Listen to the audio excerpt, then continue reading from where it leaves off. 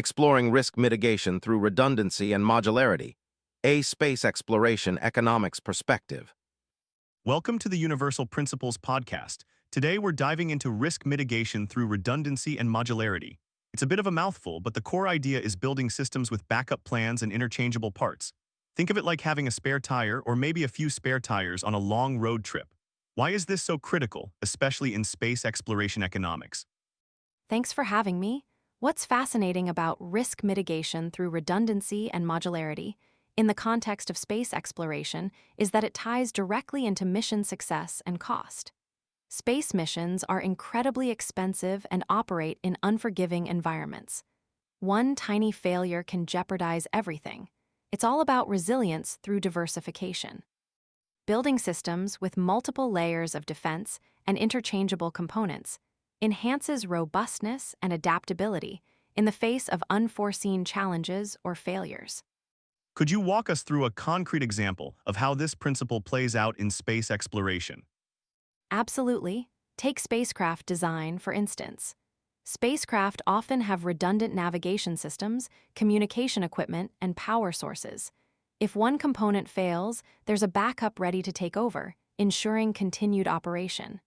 It's like having two brains for critical tasks, just in case one decides to take a nap. So it's like building in safety nets everywhere you can. What about modularity? How does that fit in?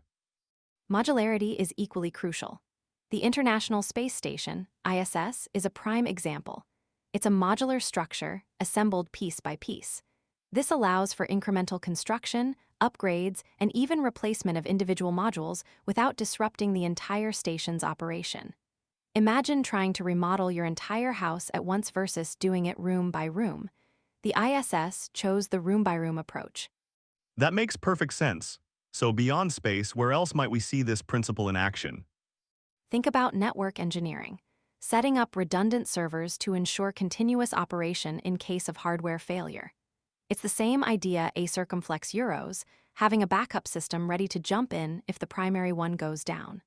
Redundancy and degeneracy is a similar idea used in biomorphic computing. It's all about designing systems that can still function even if parts of them fail or are damaged. Pretty cool, right?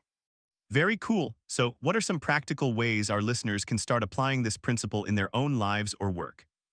Okay, here are 3 quick tips. First, identify critical points of failure in your systems, whether it's your computer setup, your project workflow, or even your daily routine.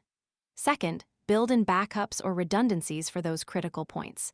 This could be as simple as having a backup hard drive or a second person trained on a key task. Third, when designing something new, think about modularity. Can you break it down into smaller, independent components that can be easily swapped out or upgraded?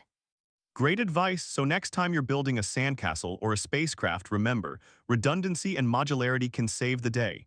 Thanks for shedding light on this universal principle. My pleasure, it's been fun. Until next time, keep exploring.